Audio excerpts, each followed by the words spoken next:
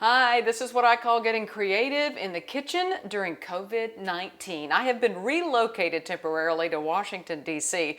I'm already a person that moves a lot, so much that a lot of people think I'm running from the law. I promise I'm not, but being able to keep the taste of Tallulah kitchen intact has been an extreme hardship. So while I'm living in what I consider kind of a glorified closet in our nation's capital right now, I was not able to bring any of my baking utensils, nothing that I needed to, get my fix in the kitchen on the weekend. So I'm gonna make do with what I've got. So I had a hankering for apple pie crumble sort of thing, and I wanted to make it easy because basically I have a cup and a microwave. But I don't like the texture of the crumble done in the microwave. So we're gonna kind of make some tweaks and make it work. So if you're at home, not able to get to the store and get all the ingredients that you need to get in a timely manner, you might already have some of these things on hand. And so we're gonna be able to make a little one-serving microwavable apple pie crumble, but we're not gonna do the crumble in the microwave. I'll show you how. I've got 2 tablespoons of oats. I've got some of my Go Nuts pecans and walnuts because I love walnuts. 2 tablespoons of flour, a teaspoon of cinnamon, and 2 tablespoons of light brown sugar. So what I'm going to do before I put it in my little self-made cup, let's get all of the ingredients into a bowl, because the other thing we're going to do is mix it up real well. And then we've got to put some butter. You can go ahead and melt your butter if you want to, but what I'm gonna do once I get this all mixed and put it in my little makeshift cup or bowl, right here, I made a little full cup again, because when I'm staying in the little closet here in Washington, D.C., it's like when you go to the beach and you rent a condo, you have like a skillet, a bowl, a big spoon, so you don't have all the utensils that you would normally have.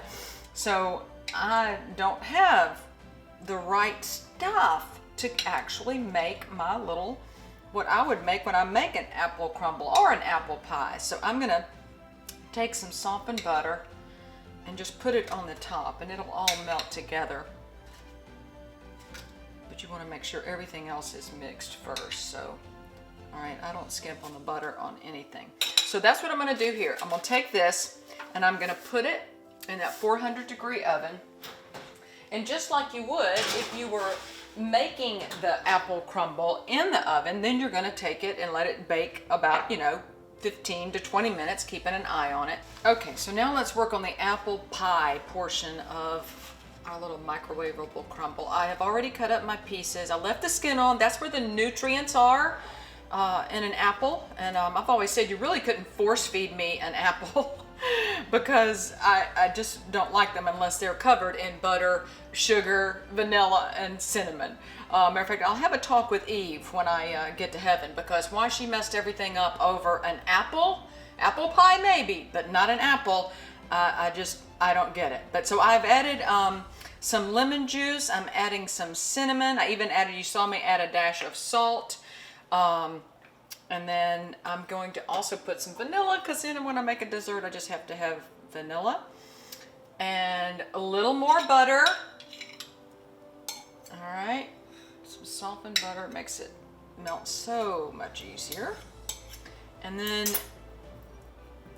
just mix this up a little bit.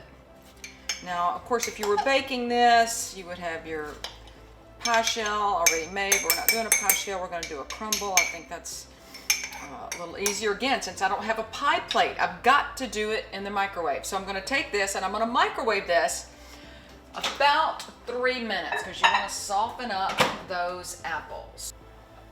Okay, that's 3 minutes in the microwave. Stir it around. Make sure your apples are really soft and tender.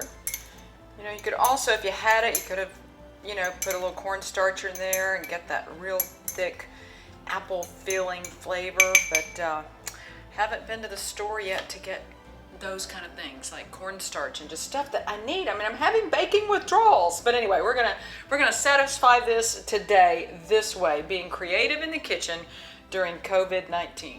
Oh my gosh, you can't have it without ice cream, right? And then of course you can't stop there.